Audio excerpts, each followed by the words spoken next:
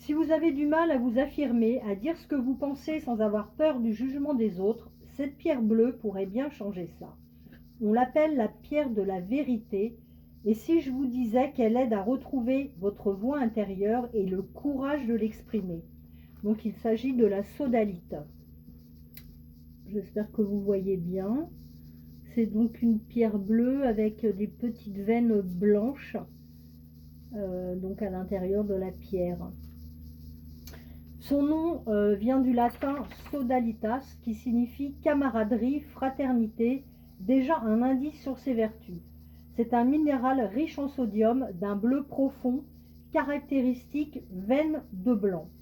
Découverte au XIXe siècle au Groenland, on la trouve aussi au Brésil, au Canada et en Namibie. Souvent confondue avec le lapis-lazuli, elle s'en distingue par l'absence de pyrite et ses veines blanches.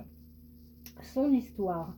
Utilisée dans les traditions spirituelles pour favoriser la communication authentique et la vérité, appréciée des étudiants, des orateurs et de toute personne souhaitant mieux s'exprimer. Dans la lithothérapie moderne, c'est la pierre de référence pour la confiance en soi et l'affirmation.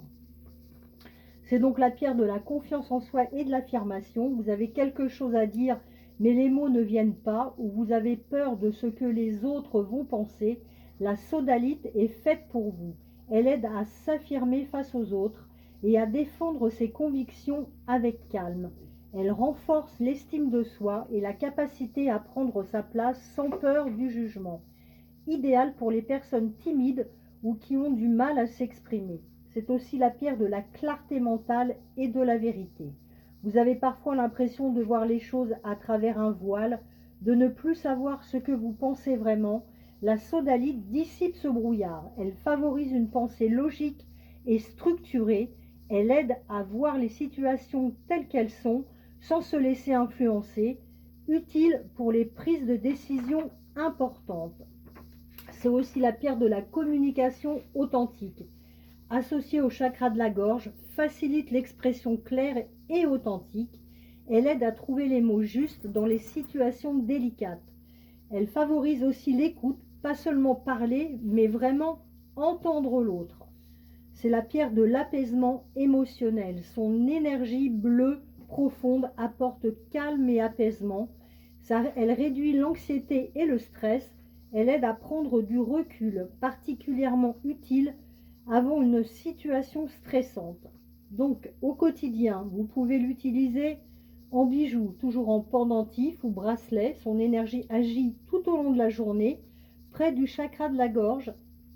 Avant une situation stressante, tenir la pierre dans la main, quelques minutes en respirant calmement. En méditation, la placer sur la gorge ou la tenir en main en visualisant une lumière bleue apaisante.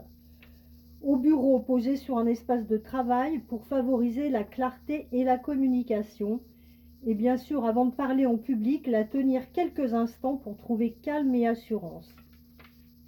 Donc les chakras qui sont associés, le chakra de la gorge, communication, expression de soi, vérité. Le chakra du troisième œil, clarté mentale, intuition, perception. Les associations qui sont conseillées avec la citrine, ça renforce la confiance en soi et l'énergie solaire. Avec le cristal de roche, ça amplifie la clarté mentale et la communication. Avec le lapis-lazuli, duo puissant pour la vérité et l'expression spirituelle. Et le quartz rose combine communication et douceur émotionnelle. Pour le nettoyage, vous la passez sous l'eau de source froide, pas de problème. La purification, toujours fumée de Palo Santo, quelques secondes. Le rechargement, lumière de la lune sur une plaque de sélénite ou de sunjite. Attention, évitez le soleil prolongé qui peut altérer progressivement sa belle couleur bleue.